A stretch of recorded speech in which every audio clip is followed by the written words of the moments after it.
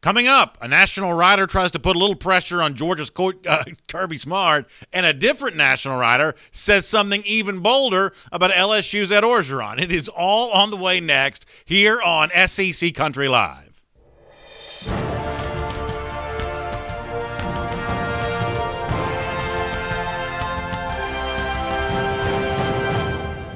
Hello, everyone. Welcome into SEC Country Live. My name is Brandon Adams. It's great to have you with us here for this Wednesday afternoon, a spot that we've been in now for a number of months, and enjoying our conversation with you as we talk about the Southeastern Conference every Wednesday, 3 p.m. Eastern Time on the SEC Country Facebook and SEC Country Live YouTube pages. Really enjoy being able to bring this to you. Coming soon on a podcast, by the way, too. We should have that announcement for you here coming up in just really a matter of days. We'll be able to present that to you there as well. Fun conversation on today's show, and a lot of it's going to actually involve your comments. A lot of times on the show we have a guest. Today I thought, why not here as we 1 week ahead of SEC Media Days, which starts next week, why not kind of just stretch out here a little bit and give folks a chance to also weigh in today in even larger measure than we normally would. So a lot of your comments take the place of what normally might be an interview guest, your chance to weigh in over the course of the show here today. But we always start the show the same way, looking at the big headline around the SEC. We call it Above the Fold here. And today on SEC Country Live, it squarely points to the person of LSU coach Ed Orgeron, who CBS Sports' Dennis Dodd calls one of the coaches in the country this year on the hottest seat for the upcoming season. In fact, Dodd ranks Orgeron among the 9 coaches in the most precarious position in terms of his employment looking ahead to 2022. This is obviously a huge change for Orgeron from where he was as recently as the start of the 2020 season, when at the time he was the reigning national championship coach in college football. But a lot has changed since then. Some of that, according to Dennis Dodd from CBS Sports, is a change for the negative. In fact, let me show you a couple of sentences here that Dodd wrote at CBSSports.com about where things actually stand for Ed Orgeron. And it should be pointed out that Dennis Dodd does this column each and every year. It's a hot seat ranking for all the coaches in college football. Dodd puts Orgeron at a level 4, which is almost the highest of them all. You can leave that up there. You don't have to take that down. I'm going to read it. And what Dodd writes about Ed Orgeron is that LSU must at least contend for a New Year's Six Bowl this season. Short of that, it could be a rocky one for Ed Orgeron. Now imagine that. That Orgeron, as I mentioned before, just removed from having won a national championship, and all of a sudden now it's New Year's Six Bowl this year, or all of a sudden it's rocky status there at LSU. I think one of the things that shows you is how quickly things can change in the SEC, because the fact is that Orgeron's situation here is not all that different from other things that we've seen around the SEC in the past. A lot of folks make the comparison to what happened with Gene Chizik at Auburn after he won a national championship in 2010, and yet a couple of years after that, he was also out of a job there at Auburn on the Plains. So we've seen national championship coaches see that trophy not providing them a lot of long-term job security. Is the same thing going to be true for Ed Orgeron here? My guess is probably not. Even if someone like Dennis Dodd, who's a respected writer, has been writing about college football for what seems like 125 years, even if someone like Dodd's tune is souring and changing when it comes to Orgeron a bit, I would certainly put Ed Orgeron, Coach O if you want to call him that, in a completely different category from Auburn's Gene Chizik in terms of the kind of guy who could save his job, the kind of guy who could win enough games to quiet the critics, to keep all of that at bay. Now, the one slightly mitigating factor here, and Dodd wrote about this at CBS Sports, is for Orgeron there are some off-field concerns. Title IX lawsuits and sexual assault allegations for those inside the athletic department, some of the weird stuff that's kind of gone on there. And that's obviously the kind of mitigating factor that makes public opinion and how it could be swayed and changed in the months to come, that makes that a little bit difficult to predict. Around here, honestly, we're a lot more comfortable talking about what's likely to happen between the white lines. And in that particular sense, I think making a favorable prediction for Orgeron is a little easier to do. Not winning the SEC West, we believe that there's a clear pecking order of two teams above LSU on that list. I would say it's Texas A&M, and I would say that it's Alabama and Nick Saban. But beyond that, to say you're the number 3 team in the SEC West, given the depth of that division right now, That is not an insignificant claim, and I do believe that'll be enough for Ed Orgeron to preserve his job status heading towards 2022, and then you have to sort of figure out where it lands after that. Obviously, at LSU, the expectation is you compete with Alabama. You do more than play it close with them. You actually win those games. Orgeron did that in 2019. He will need to do that more, and he'll need to pay attention to the emergence of Texas A&M to the west of Baton Rouge. That matters for Ed Orgeron's job security there as well. But these kinds of games, frankly, are the kinds of big games that Coach O has won a lot of there at LSU. Then there's this. In terms of why Orgeron might be more comfortable, more capable of outlasting critics, of pushing back against doubters, of moving himself off the hot seat. The fact of the matter is, Orgeron, from a personality standpoint, I think is constructed in such a way that it's easy to imagine he just lets all of this just roll right off his back. And Orgeron's the kind of guy that I don't know if it's fair to say he's truly Teflon, as the phrase from politics, would sometimes be used. But certainly Orgeron operates as if the criticisms and the doubts that may circle around him after a year in 2020 in which LSU lost some games that no one could have expected to lose, including Week 1 to Mississippi State. Orgeron seems to be able to kind of shake that off very easily. In fact, I'm going to show you this video. And you think I'm laughing about this, but the kind of self-confidence that you need to thrive and the pressure cooker that is the SEC, maybe Orgeron shows that off here recently as well as anything.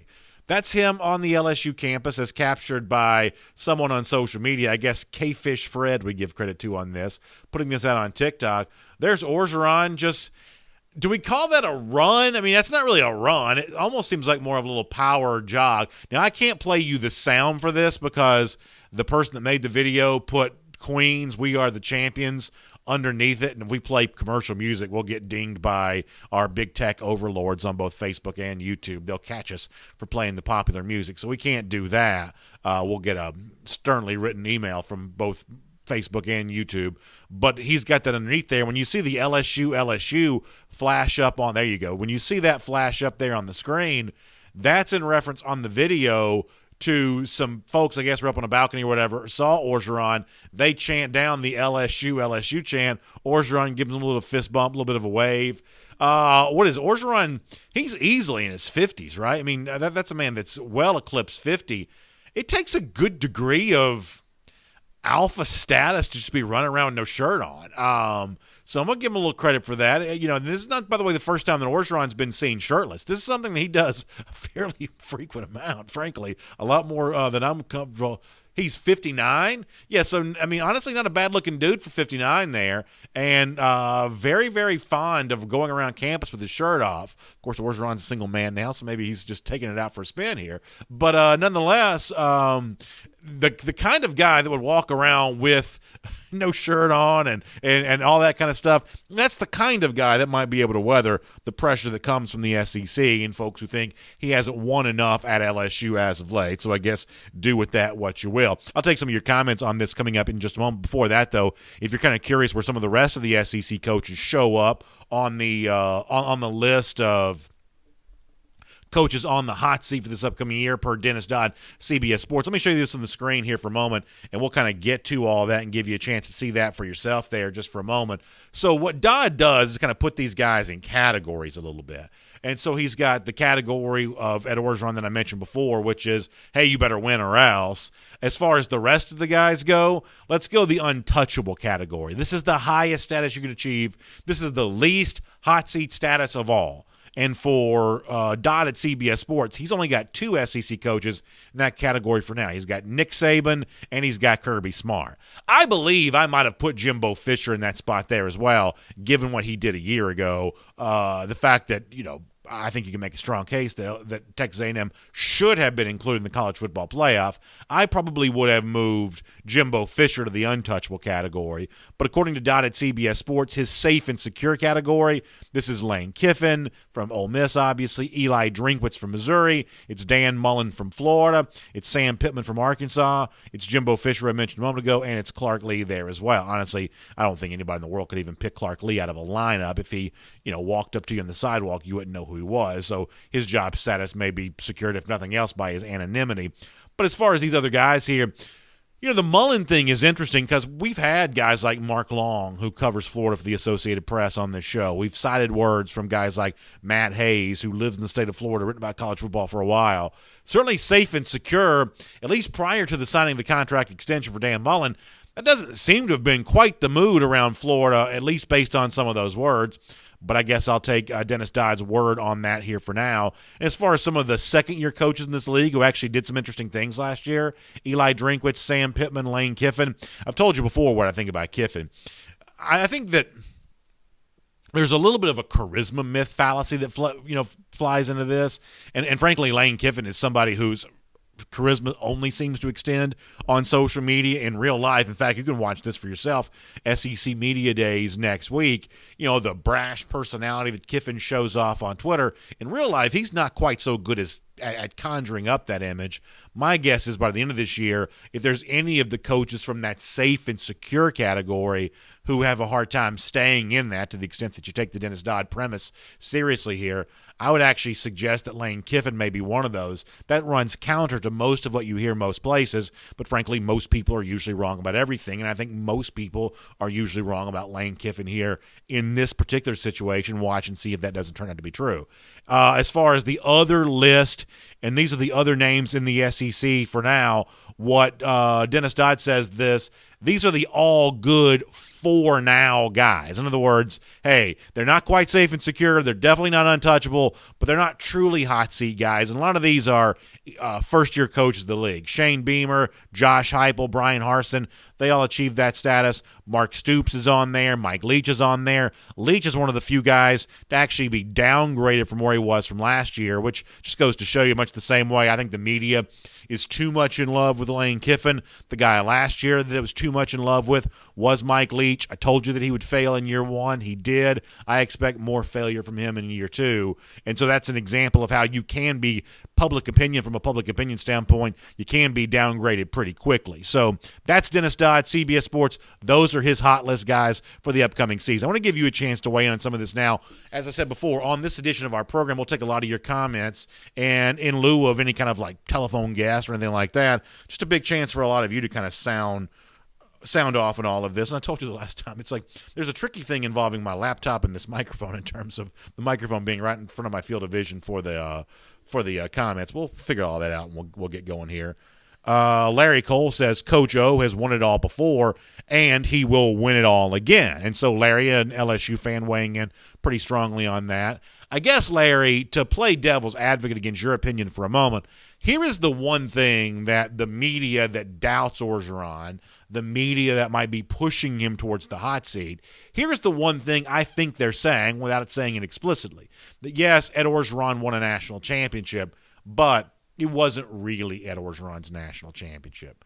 That national championship actually belonged to Joe Brady, the passing game coordinator, or Joe Burrow, who was the quarterback, unlike any other quarterback Ed Orgeron's ever really had. There was really the two Joes who won a national championship for LSU in 2019, and Coach O was just sort of along for the ride. That's what I think those who are putting Ed Orgeron in the hot seat, that I believe is what they're trying to tell you, is they don't believe that national championship in 2019 was really Ed Orgeron. They think that you, if you are an LSU fan, I'm assuming you are, they think you have Joe Brady to thank for that, you have Joe Burrow to thank for that, and Ed Orgeron better be on his hands and knees every night thanking his lucky stars that they did come through the program. Otherwise, I think some people are saying he wouldn't have that national championship. S.A. Sheffield says, don't think Kirby's untouchable. Rick was too until he couldn't close. Take notes about that, Kirby. So what S.A. does there is make the comparison between Mark Richt and Kirby Smart. And here's the thing I think you need to understand about that, though, is that in the case of Mark Richt, there was a little bit of foreshadowing of things going wrong for the Georgia program before ultimately Rick lost his job in 2015. There was the, hey, close but no cigar year in 2012 where Georgia came very close to beating Alabama in the SEC championship, and most people presume had it been Georgia playing Notre Dame in that BCS title game at the end of the 2012 season, that Georgia would have had a very good chance of beating Notre Dame easily, much the same way Alabama did because of the close game between Georgia and Alabama in that SEC championship game. Whether that's right or not, that's the large assumption that people make. But after that 2012 SEC title game, the close call against Alabama in the Georgia Dome, you really saw program regression after that. 2013 was an injury-plagued year for Georgia, but the end of the season results were far removed from what they had been in 2012. 2014, much the same way. You had the weirdness of the Todd Gurley suspension and then an injury, but Georgia got embarrassed against Florida in 2014. Gave a game away at South Carolina that really was a winnable game for UGA. Some questionable play calling, I think, hurt Georgia there that day, and of course, to say nothing of losing a game against Georgia Tech in which Georgia at one point had like a 99+% chance of win expectancy, but somehow found a way to still cough up the game, leading to 2015 where Mark Richt starts Fatone Bauta in the game against Florida, and ultimately after that, that's when Richt ultimately loses his job. But there were signals, clues along the way that Richt was trending away from a championship. We're going to get more to Kirby Smart here in a moment, but I don't think you see the same kind of evidence with Kirby right now. Now, if you're not a Georgia fan, you want to say, well, there's no obvious evidence that he's heading towards a national championship. That's fine. But there are still some basic fundamentals in place that suggest program strength for UGA, even in light of a 2020 season in which Georgia did not qualify for the SEC championship, and a 2019 season in which it got blown out in that game. There is still some fundamental program strength that I don't think can be ignored, but we'll talk more about UGA here coming up in just a moment. Ben Mullen says, just have to laugh at all these keyboard cowboys. He says, y'all don't know I'll say anything, LMAO. So Ben weighing in very strong here, and that's very interesting to see. Mark Chambers says he thinks that Georgia's been disappointing, and certainly in terms of the expectations for a program of the stature of Georgia, hard not to say for the fans there's been some disappointment. I don't think anybody would dispute you on that. Moose Tame's a little surprised that Mark Stoops ranks as low as he does, given what he's brought to Kentucky. Was in contention for winning the SEC East in 2018, was one game away from doing so then, and for the most part seems to overachieve relative to his talent in more years than not. Let's get a few more Facebook comments. We'll check out some YouTube here in a moment. Denzel Wilson says, I'm done with mainstream media, including this page. Hold on, Denzel. What did I do now? Don't let me be the guy that turns you off in all mainstream media. First of all, I would like to think I'm something other than true mainstream media. And I'd actually love to hear from you on this. What did I do to turn you off? Because your opinion matters to me. So I do want to hear from you on that. But I'm glad you're here, even if you're turned off here. Stevie Joe Litt says that he doesn't think Mark Stoops is anywhere near the hot seat either. He belongs in the second level. His teams have steadily gotten better, and he's poised for a good season. Only one vote in all preseason polls, a mistake based on the stereotype. So this is one of those things where, Stevie, to be honest with you, I actually think most media actually likes Mark Stoops a lot more than what Dennis Dodd seems to. Now, this is also something where Stoops' comfort is on the defensive side of the ball. Stoops' recruiting success seems to come along the lines of scrimmage. He's typically very good on defense, typically has a very good offensive line. They've been good at running the ball before with Chris Rodriguez. You expect they will be again. I think there are questions at quarterback. At one point in time, I thought Joey Gatewood would emerge as the Kentucky starter. Maybe now I'm not quite so sure about all of that. But it's kind of funny in this particular case, the Dodd opinion of Mark Stoops seems to be a little bit of an outlier in comparison to what most media have to say. By the way, Denzel Wilson does bring up another interesting point, upset about the Ed Orgeron statement. He says Orgeron blew out Kirby in back-to-back seasons, and one of those was without Joe Brady. And I actually do think this is a fairly interesting point. That if you want to make a strong argument against Ed Orgeron being on the hot seat to the extent that the CBS writer thinks he is, and Denzel, at least give me some credit for the fact that I made that case a moment ago. The point you're bringing up, though, is a good one that has not been addressed yet, which is the number one argument for Ed Orgeron are some of his performances in big games. He won on the road at Florida a year ago. You can make fun of the Marco Wilson thrown shoe, and you can talk about injured players for Florida. You can make a lot of excuses there. That's still a win against a Florida team on the road. By the way, that's what? two straight because after having also beaten Mullen in 2019 there as well. Orgeron went to Tuscaloosa and won in Alabama in 2019. That's an argument in favor of Ed Orgeron as a coach. And if you want to believe that Orgeron, if he is in the hot seat right now, could move himself off that hot seat by the end of the season, it's wins like that from the past. Even if Joe Brady and Joe Burrow were a part of it, it's wins like that that give you reason to believe that. And the point you make about Kirby Smart specifically, I think is a fair one. And listen, I want to say this for all of our LSU fans who happen to be watching right now. I'm going to say this as someone who is a Georgia fan, that the worst losses for Georgia in the Kirby Smart era have not come against Alabama, even though those are commonly mentioned because of the high-profile nature of the game. National championship game in 2017, SEC championship in 2018. A lot of folks remember those games. The worst losses, though, for Kirby at Georgia didn't come to Alabama. They came to LSU because, as Denzel pointed out, Georgia was beaten up badly on the road there in 2018, and the SEC championship game was not a close game in 2019 there either. That the worst hole in Kirby Smart's resume to this point in time has actually been how he's played against those Ed Orgeron teams. And I'm saying that as someone who cheers for Georgia. That's my favorite team. But I think you're probably fair to point that out. Molly Eddington checks in to say the team has to have a coach, so to say he was just to go along for the ride is kind of disrespectful to all coaches. So she doesn't like the idea of Orgeron being thought of as being kind of along for the ride. But that is the narrative that some folks going to push out there a little bit. Glenn Moranto also says, when it comes to the talent in place, who has recruited those players, and no one can deny that part of the Ed Orgeron game. He has been a very capable recruiter. Obviously, Louisiana is a talent-rich state. For the most part, Orgeron has succeeded in closing those borders. Some of the players, seem to escape out of Alabama from time to time, especially that Amite area there. But for the most part, Orgeron's done a pretty good job of closing the borders. I would think that some LSU fans may say the one thing that Orgeron has not quite done from a talent standpoint is close the borders around his own roster. A lot of opt-outs a year ago, transfer portal stuff this year, and obviously that's part of the evaluation of Orgeron there as well.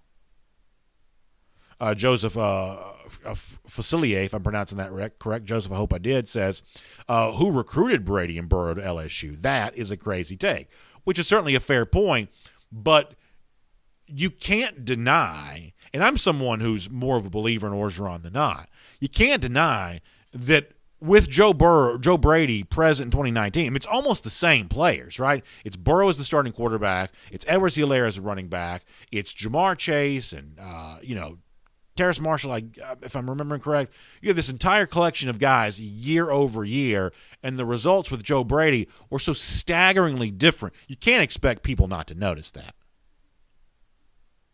Let's see what else. Morgan Rection checking in to give you a Go Gators here. So a little Florida fan shout out here today. Let me get a couple more on Facebook, then we'll go over to YouTube here in just a little bit. Jackson Johnson says if LSU fires Orgeron, who are the coaching candidates? It is fair to point out that we're a long way away from that truly being an issue. All Dennis Dodd from CBS Sports was saying is this is a guy who probably needs to win now. And the fact that LSU fans in our comment section today are stepping up to defend Orgeron a little bit may even be a little bit of a pushback against that larger narrative from Dennis Dodd. But clearly, LSU fans don't want to be, last year was a 5-5 season. LSU fans expect a lot more wins like that in a full campaign here for 2021. All right, we'll take more of your comments here coming up in just a moment, including over there on the YouTube side of things there as well. YouTube folks, don't go anywhere. I promise we'll hit you hard before we're done. But I do want to keep the SEC Country Live talk going here for a moment. In fact, we'll shift into our all points bulletin here, and we'll check in on some of the other big news happening around the rest of the SEC. Let's go to Athens, Georgia here for a moment, where another national writer makes another bold claim about an SEC coach. Dennis Dodd putting Ed Orgeron squarely in the hot seat. Brandon Marcello, writer for 24/7 Sports, taking a slightly different task and slightly different take when it comes to Georgia's Kirby Smart, but nonetheless ratcheting up the pressure, at least attempting to, with his words. Let me show you this tweet on the screen here. This apparently from Marcello on a recent 24/7 Sports podcast. Very nice fancy graphic here, where Marcello was quoted as saying that this is the window this year to win a national championship at Georgia. I'm not sure that the window's open next season, and you can tell that 24/7 thinks that's a very important sentence because look how much bigger the letters are. They get the big bold print, thick, typeset letters for that. I'm not sure the window's open next season for Georgia. This is a Georgia team that's been a common fixture in the top 10, if not the top 5, every year since 2017. I'm honestly not quite so sure where Brandon Marcello thinks that Georgia's going to go after the 2021 season, whether it wins the national championship or not. Georgia fans will tell you that while JT Daniels may very likely be gone at quarterback, guys like Brock Vandegrift and Carson Beck remain for a very interesting quarterback competition, to say nothing of the arrival of 2022 current quarterback commit Gunnar Stockton. Kendall Milton expected to still be a part of the running back core. Wide receivers such as Jermaine Burton, Marcus Rosemy-Jacksain. Still a host of elite names potentially left on defense there as well.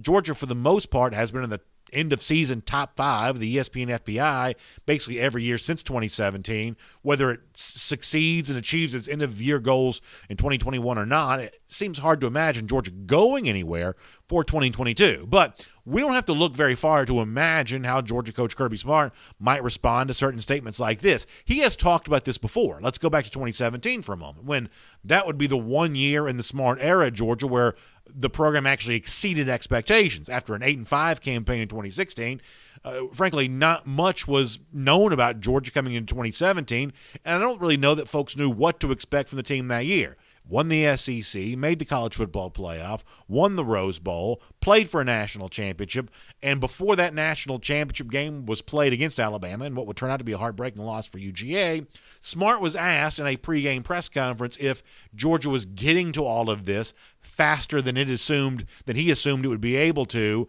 and Smart's thoughts on the timeline for achievement at UGA. What Smart said then at the end of the 2017 season, I believe, is wholly relevant in response to Brandon Marcello there from 24/7 Sports. This is Kirby Smart from back then. I'll be honest with you, there's no schedule. I mean, they don't write a book on it and say, this time you got to be here and this time you got to be here. It's not really done that way. It's done each year independent of the previous. And this year's independent of last year, just like next year will be independent of this year. And you try to reshape your team based on the personality it takes on. So when you hear Kirby Smart say those things, and I think that Smart's probably right. Now, listen, the one thing you can't do is you can't keep replicating the last few years over and over again. I mean, it's one thing to say the championship window for Georgia is not closing in 2022, because I think that's just an obviously true statement. It's another thing to say that if Georgia does in 2021 what it did in 2020, fail to make the SEC championship game, or as one of our LSU fan commenters pointed out a moment ago, what it did in 2019, getting blown out in an SEC title game, if those things were to happen again, then there would be a huge level of restlessness on the part of Georgia fans. So I think from the standpoint of, hey, Georgia's got to take an obvious, tangible step towards that big goal, I've got no problem with anybody saying that. And if you look at the recent trend for UGA, where it was in 2017 playing for a national title, where it was in 2018 only playing for an SEC title, where it was in 2019 still playing for an SEC title, but this time getting blown out in the game, to where it was in 2020 essentially out of the playoff race in the early stages of November and not really a factor in that conversation at all, not playing in the SEC title game whatsoever. You see a little program regression that Kirby Smart has to provide some sort of response to here in 2021. But I would say that for most Georgia fans, if Georgia could replicate what it did in 2017, win the SEC, get to the college football playoff somehow, I would say that for now, that's still plenty fine for most Georgia fans. And I also think with the words there from Brandon Marcello from 24/7 Sports, you actually see a relatively interesting window into the mind of the media here a little bit, because the SEC is the conference that provides the most richly compelling storylines year after year after year. But this year may be one of those years in which that's not quite the same. Michael Carvel is producing us today. Michael, is there a chance that you could pull back up the CBS hot seat graphic that we looked at a moment ago? Because I actually think there's something about this that's relevant when it comes to Georgia. So once again, let's go back to what CBS said, Dennis Dodd, the writer, about where the hot seat status is for the SEC.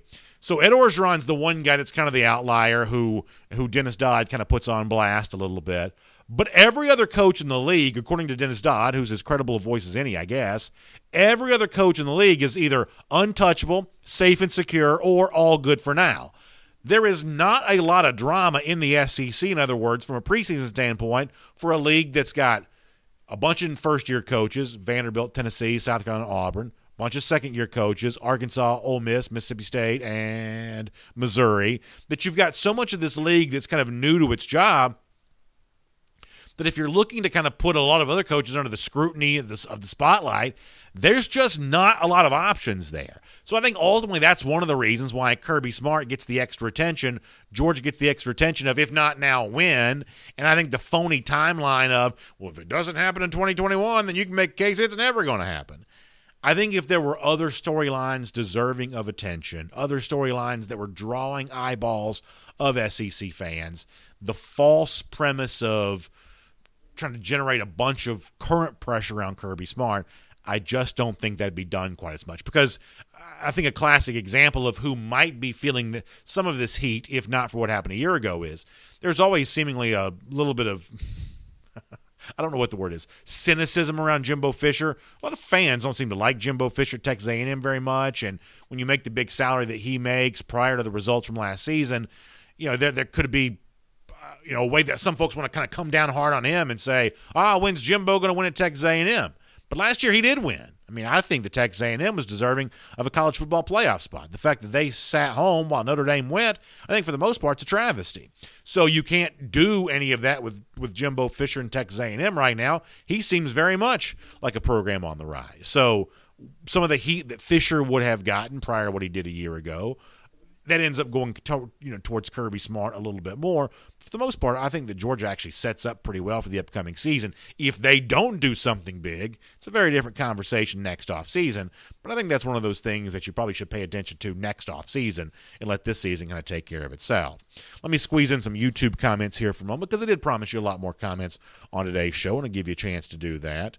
Tennille Calvino weighing in a part of the conversation. Jay Shipes is here there as well. Walker Allen checks in to say the UGA offense has not taken a dip since Kirby has been there. In 17 and 18, it was the best it had been in the 21st century. And this is a point that I've made before, that if you care about, like, say, analytics and advanced stats at all, and we're going to have certainly some mockery of that before the show is done today, but if you care about that kind of stuff at all, the numbers that Georgia was putting up circa 2017, 2018 were certainly very strong. I would suggest the sport has changed a lot since then, only a couple of years, but a lot can happen in the life of a sport in a couple of years. And I think the college football has evolved very quickly over that time. And that's either a blip on the radar and the offensive performance that we see in 2021 across the board reverts back to what the sport was in 2017, or we have now entered an era in which to win the national championship, you have to score at least 40-ish, 45 points a game. Last three national champions have all averaged more than 40 points a game. Alabama averaged nearly 50 a year ago. So, yeah, the offensive numbers for Kirby in 2017, 2018 were very good, but the performances since then haven't kept pace with the offensive explosion that was generated by Joe Burrow in 2019 and Joe Brady in 2019, and what Mac Jones and Steve Sarkisian did working together there in 2020 there as well. Lawrence Robinson checking in says that basically Kirby Smart needs to go to the SEC championship game this year with that roster. And, I mean, that's the one thing that would be a disaster for Kirby if somehow Florida were to find a way to win the SEC East again this year after having done so back in having done so back in 2020. That'd be the kind of disastrous result for Georgia, which I don't think puts Kirby Smart on the hot seat, but I certainly think could threaten his quality of life just a bit, that there'd be a lot more restlessness amongst fans next offseason if that was indeed the case. G. Greg's Bama Boy, who is an Alabama fan, says Kirby's played for national championship, won the SEC, gone to the title game 3 of the times, beat Oklahoma, beat Notre Dame. He will be fine. And I would say that what G. Grace is describing there is a little bit about what I said about Orgerson a moment ago, that the track record doesn't protect you forever, but the track record for success that Orgerson has had at LSU, that Kirby Smart has had at Georgia, suggests, I believe, more success eventually on the way. Ace Dog weighing in the conversation there too. Jay Wells, going back to the Ed Orgeron thing, says that LSU always beats Georgia. And Orgeron has 2 very big wins, no doubt about that. Kirby Donnelly says, as long as my namesake continues to generate enthusiasm, the boosters keep spending money, he's not going anywhere. And that's obviously in reference to Kirby Smart. And, clearly that enthusiasm that you measure around a program, I think determines just how safe the status of a coach is. And for right now, Kirby Smart enjoys a lot of that. There is no question about that. Let's see some more YouTube comments. I'll scroll up here, try to get a few more. We're going to get a lot on today's program, including more on Facebook here in just a moment. Pretty good conversation going on here. Teresa Pope, good to see you in here. Appreciate you being here. Thank you so much. Jake Shipes doesn't want me talking about professional wrestling. I'll try not to do that. We'll try to keep it college football around here. But I think we would all agree that there are a lot of ways in which it seems like with each passing year, college football becomes a little bit more like professional wrestling, if you get my drift on that. So we'll try to keep that certainly under control here. Let's put comments on pause here for a moment and take a few more of our APB stories for SEC Country Live. Thought it was interesting to see Matt Zennett's now working for a brand new online venture called On3, reporting that former Tennessee quarterback signee Caden Salter, who you may remember as a guy who's had a couple brushes with the law while briefly in Knoxville as a Vols quarterback, is now transferring to Liberty, Zennett says, and is already enrolled. Of course, he had some off-field trouble at Tennessee, as I mentioned before, but he's another talented quarterback for Hugh Free's roster there at Liberty, was one of the top-ranked quarterbacks in the 2021 recruiting class. So here's what I think is really interesting. And I think it's, we're a long way from knowing if Caden Salter is any good as a quarterback or not. Being a good recruit suggests that he has certainly a strong possibility of being a good college quarterback, but nothing in that regard is a given. But we do know this. Hugh Freeze is a really good coach. And it is certainly an inconvenient truth for Auburn, and Gus Malzahn in particular, although he's no longer Auburn coach, that Malik Willis, that Auburn and Malzahn just cast aside. Remember that four-person quarterback battle?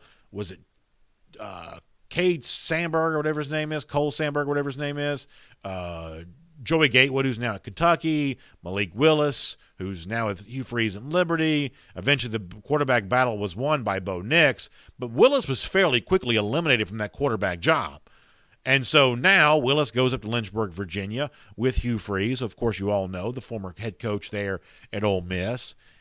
And for this upcoming season, Malik Willis shows up on all kinds of lists as a possible name to be the very best quarterback in all of college football.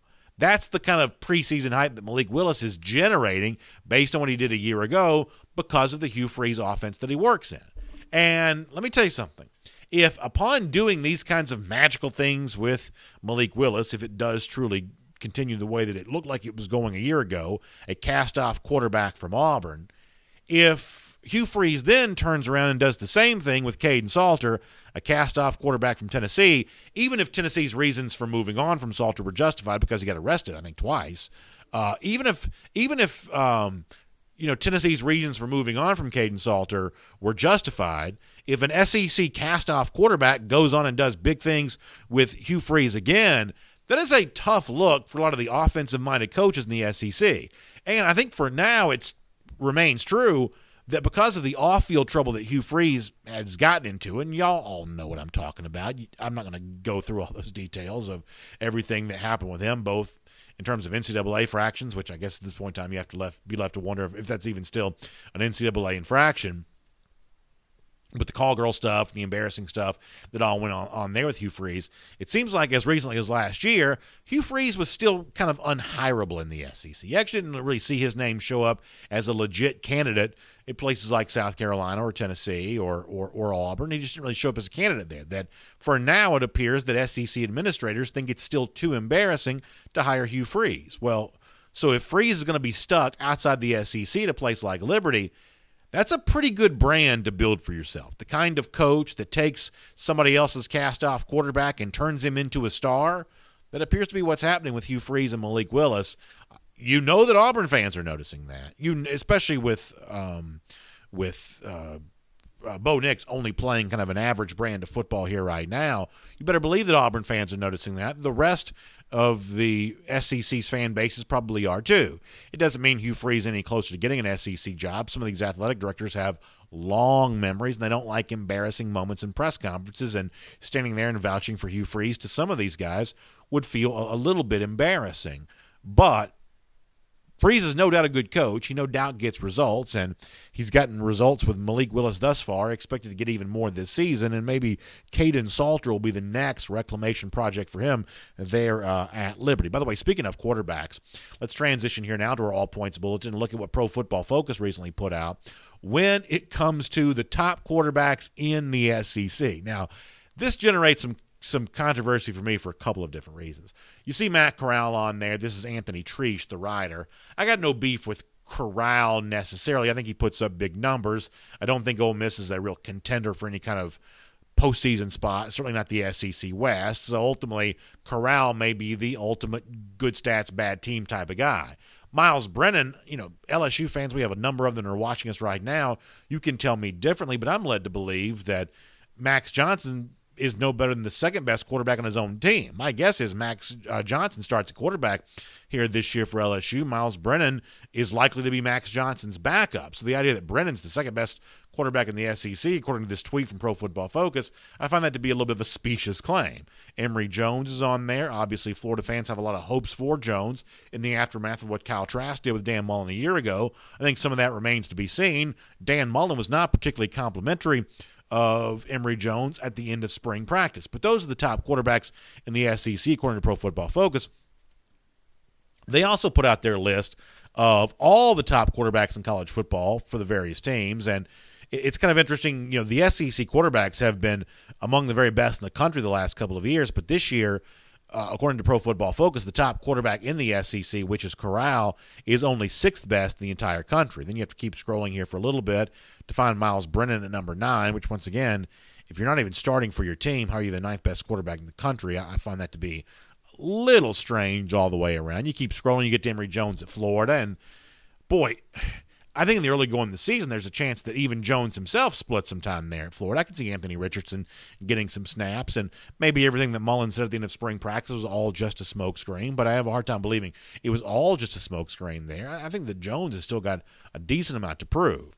I do think Connor Bazelak at Missouri, which Pro Football Focus ranks as the 15th best quarterback in the country, I think that's a pretty interesting name. We talked a moment ago about the glut of first and second year coaches in the SEC, and everybody's working right now to try to distinguish themselves in some form or fashion. And a lot of media attention goes to guys like Lane Kiffin, Mike Leach. I don't know how many different ways I can find to tell you. I think both coaches are undeserving of the hype and praise they receive. I do not believe they'll be the coaches that stand towards the forefront from the relatively new crop of coaches in the SEC right now. Eli Drinkwitz was a guy that when he came to Missouri from Appalachian State, I'll admit to not knowing very much about him. But I have learned a lot about Drinkwitz in the aftermath of his first year on campus there at Missouri. He's a fairly engaging personality, even though he looks a little bit like a middle school principal.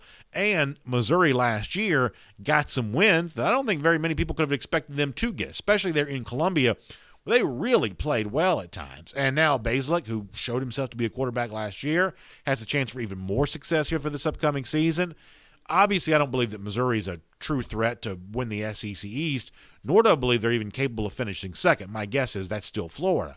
But a threat to the other teams that Missouri plays, I would say there's a chance that's probably true. Let me scroll through and get a couple of these other quarterback names as mentioned by Pro Football Focus here for a minute. I talked about Malik Willis a moment ago. The former Auburn quarterback now at Liberty. Pro Football Focus has him at number 19 on the list. Bryce Young from Alabama is number 22. Young has barely played. I have no idea how Pro Football Focus could even know that, but they do. They have Young ahead of JT Daniels. A lot of Georgia fans were upset that JT Daniels was only number 23 on this list. Anything else to get to from this? I guess it's kind of interesting. So I've been of the belief that Tennessee is probably going to be pretty bad. I still believe that. But I think the smartest thing that Josh Heupel could do this season is to kind of ignore a Joe Milton, ignore a Hendon Hooker, and turn his quarterback job, assuming he can earn it in practice, but turn his quarterback job over to someone like Harrison Bailey, a Tennessee signee, someone who had some loyalty to Jeremy Pruitt, but at least thus far has chosen to stick with the Tennessee program. Bailey's a talented guy, put up big numbers for Marietta High School team in the suburban Atlanta area. This is a pretty big quarterback recruit that went to Tennessee and has stuck with Tennessee here to this point in time. It's a guy like that I think Tennessee would best served as making its quarterback of the future. But Pro Football Focus seems to really like Hendon Hooker, who played most recently at Virginia Tech. So interesting to see Hooker coming up as high on this list as he does there. It's SEC Country Live. I'm Brandon Adams. We're with you every Wednesday, 3 p.m. on the SEC Country Facebook and SEC Country Live YouTube page. We'll get more of your comments here coming up in just a little bit. I also want to talk transfer market here for a moment as part of our All Points Bulletin here on SEC Country Live. Couple of different SEC schools got some good news on the transfer market this week on the legal front. And ironically, this comes from the same reporter, our colleague Chip Towers from the Atlanta Journal-Constitution. First of all, reporting on Demetrius Robertson, former Georgia wide receiver, now at Auburn. Robertson had faced, it's weird that this was a felony, but it, I guess, is a felony. He had removed a parking boot off of his car. You know, have you ever gone to a bar or something like that, and you park where you're not supposed to park, get a boot? Well, apparently getting that boot taken off without the other folks doing it for you, it can be a felony charge. And so Robertson was dealing with that for a while. I think most people thought the charge would eventually get downgraded. It now has. I guess it's been dropped completely based on Chip's reporting there. So that's good news for Auburn. Robertson was not playing a ton at Georgia, to be honest with you. I mean, he was playing a little bit more the last couple of years, but not quite finding the home that a lot of folks thought Robertson would find. This is actually the second time he's transferred. He originally transferred from Georgia, I should say from Cal to Georgia after he was a freshman All-American at Cal in 2016, injured in 2017, came to Georgia from 2018. This was the only five-star receiver in the country for the class of 2016. It's a long time ago now, but that was the distinction that Robertson had at the time, and so a lot of folks expect that he could be, you know, a big-time addition to the Auburn offense.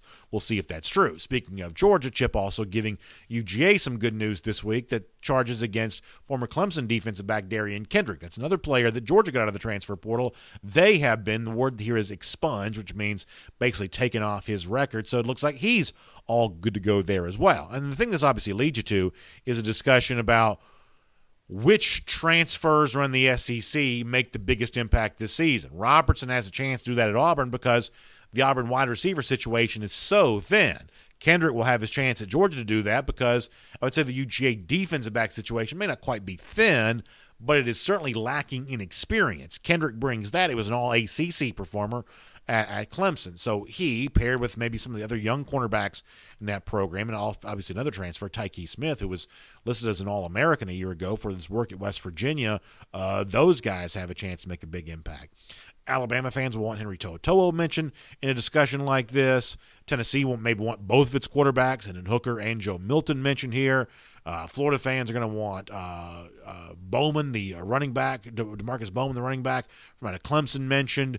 When you think about the preseason chatter around the SEC here for this upcoming season, there is no question that, and a lot of this will be at SEC Media Days next week, that a lot of this is going to be for those teams that had a roster hole, for those teams that were looking to get a little bit better. Who did get better this season via the transfer portal? That'll certainly be a big thing that we talk about as we head towards SEC Media Days next week. In fact, I'll do some SEC Media Days chatter with you in just a moment, including a little bit of a look ahead to what I believe is going to be happening for us next week there as well. Before that, though, let me bounce back over here and get a few comments here just for a moment. We love the conversation here on SEC Country Live. We love to be able to do that. Mark Chambers also wants to know about those Georgia tight ends. Obviously, a lot expected of that group here this upcoming season. By the way, Mark Chambers also weighs in on the subject of Max Johnson that says that he is the man for LSU, going to be the most improved quarterback in his opinion. And yeah, you know, Mark, that's kind of the sense that I get there as well, that LSU fans really liked what they saw from Johnson near the end of last season. That's not a knock on Miles Brennan, and I don't think most of us think that Garrett Nussmeier is ready to go there yet. In fact, Orgeron's essentially insinuated that. This job seems to belong, I believe, to Max Johnson. In fact, one of the things that Orgeron in local interviews there in Baton Rouge has alluded to is that a quarterback has seemingly stepped forward for LSU, and pretty soon it's going to be obvious for everyone. That's a little bit different kind of chatter than some head coaches sometimes provide. Once again, you know, I'm several hundred miles from Baton Rouge, so there's a chance that the actual info on the ground is different than what I'm perceiving from my home in this studio here in Atlanta, but for the most part, I get the sense that Johnson is likely to emerge there. Terry Holt also talking about Missouri there. I think Missouri could be a very, very interesting team for the upcoming season. Paul Baker says, I guarantee Ed Orgeron's going to have the Tigers back. That guy loves LSU. just like Kirby Smart loves the Georgia Bulldogs. Jim Grider wondering about those Kentucky Wildcats, wondering if they compete for the SEC East here this season. I think a lot of that depends on with the arrival of Dare Rosenthal, the LSU offensive lineman to go along with what was already a pretty deep Kentucky offensive line. We know behind that group and even kind of the transformation away from the Eddie Grand era, we know that Kentucky still wants to run the football. Chris Rodriguez is going to be a big-time focal point of that Kentucky offense here this year. Very good on defense there as well. My guess is Kentucky is still probably no higher than third in the SEC East. I think that Georgia and Florida still may be a little too tough there. But is there a chance that Kentucky could slip past to Florida and maybe knock on the door to be second best in the SEC East as the Wildcats were back in 2018? That's at least a possibility, I would suggest. I appreciate your comment, Jim. Thank you for weighing in today. Moose Thames checking out today. I appreciate you doing that. Robert Naquin also checking in to weigh in here there as well. Talking about LSU losing that title game to Alabama in 2011. Yeah, kind of a weird set of circumstances. The SEC rematch back then, LSU had won the regular season game. Alabama owned the national championship game, and that kind of really changed college football history because I believe that game ends up being the motivation for why a couple of years later we'd actually have a college football playoff.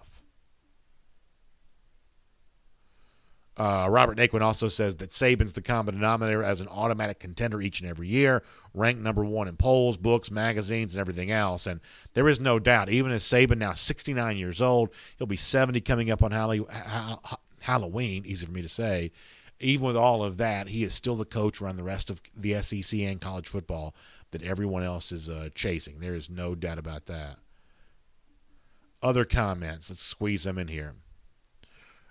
Kevin Zeminski looking forward to the Florida-Georgia game, or as folks in Georgia say, the Georgia-Florida game. A lot of excitement about that.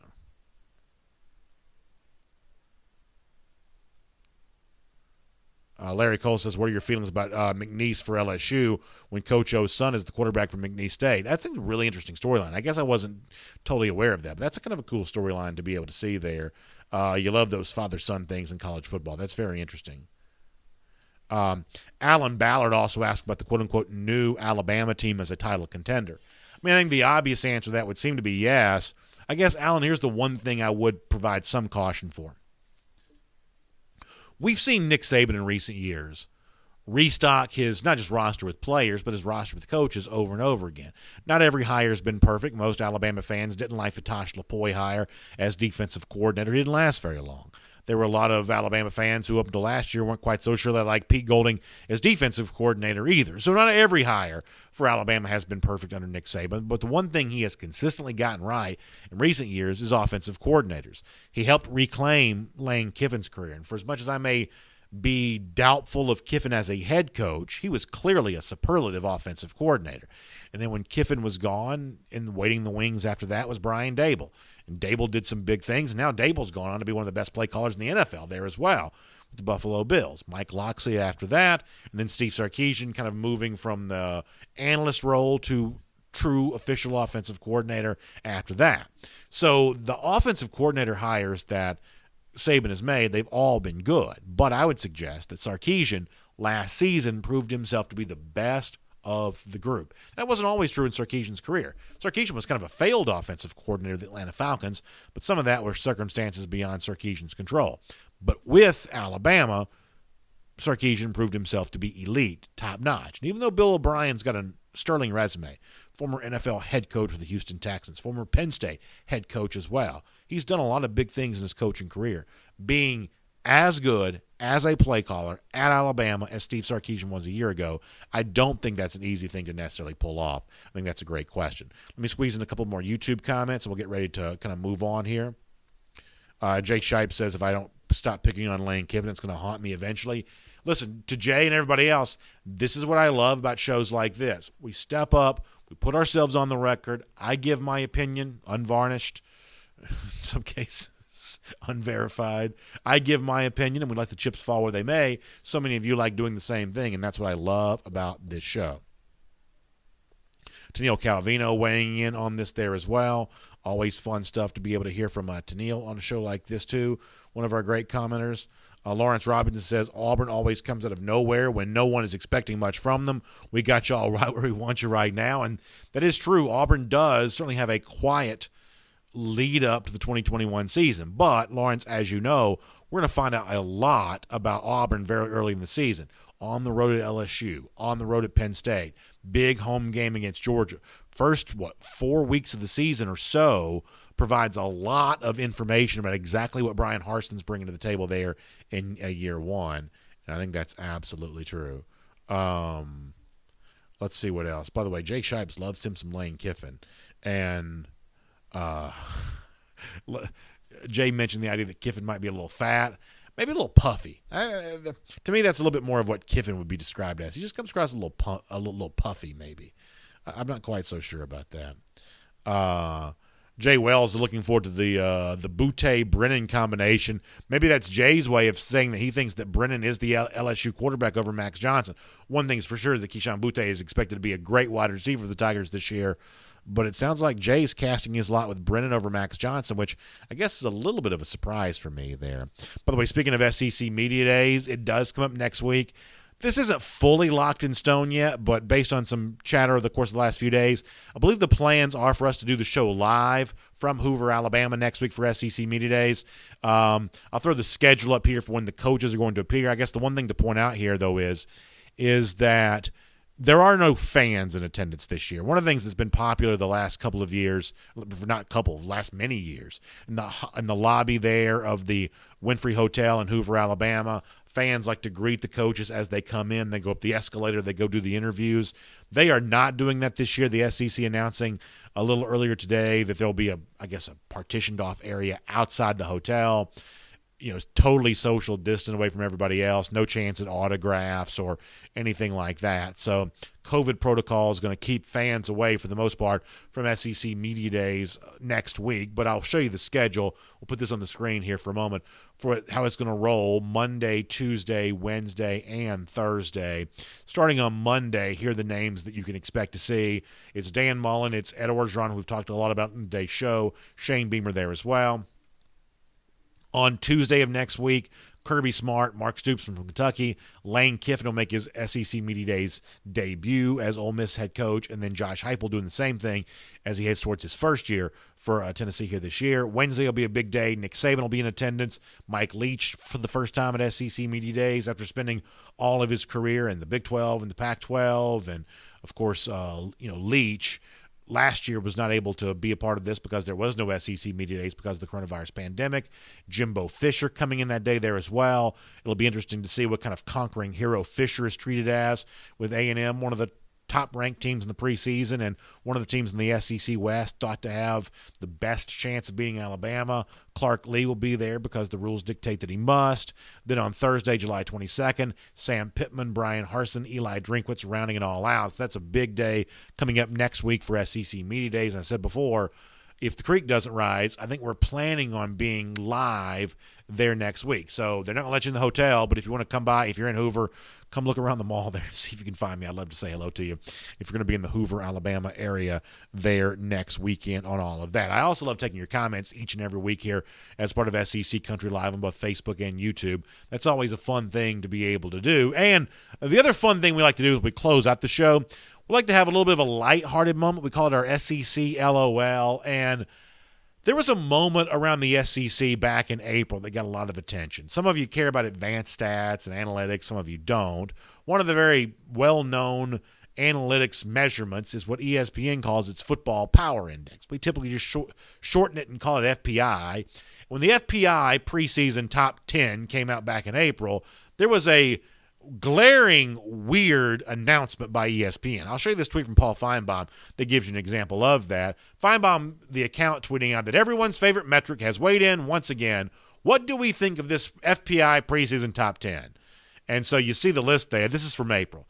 Bama, Oklahoma, Clemson, Iowa State, Ohio State, A&M, Georgia, Mississippi State at number 8, Oklahoma State at number 9, Penn State at number 10. Now, if you go back and read this tweet or the original the ESPN tweet that had the preseason rankings, all the replies over and over again were, This must be a mistake. How could Mississippi State be number 8? This is the craziest thing I've ever heard. How could Mississippi State be there? That's got to be wrong. Well, guess what? As it turns out, it was wrong. And I'll show you another tweet here. Last week, ESPN retabulated the data. Come to find out that Mississippi State was not supposed to be number 8. They were now dropped 16 spots. Our buddy Michael Bratton on Twitter from Saturday Down South kind of pointing that out there. So chalk this one up to the Twitter reply guys. Maybe getting this right. And for some of the folks who think the math folks, the calculators there that tabulate the ESPN FPI and the SP Plus and the PFF and all the other acronyms that are out there, that they spend too much time looking at spreadsheets and not enough time actually watching the games, this would certainly be seem to be a piece of evidence that might support that opinion. Either way, I'm glad to have you here for SEC Country Live here today. Tell folks we're doing the show. Facebook, YouTube, coming soon on podcast there as well. Also coming soon next week, we believe, live from Hoover, Alabama. Can't wait to do all of that then as we head towards the upcoming season. Y'all, it's so much fun to talk SEC with you. I'll see you back here again next week for SEC Country Live. We'll look forward to seeing you then.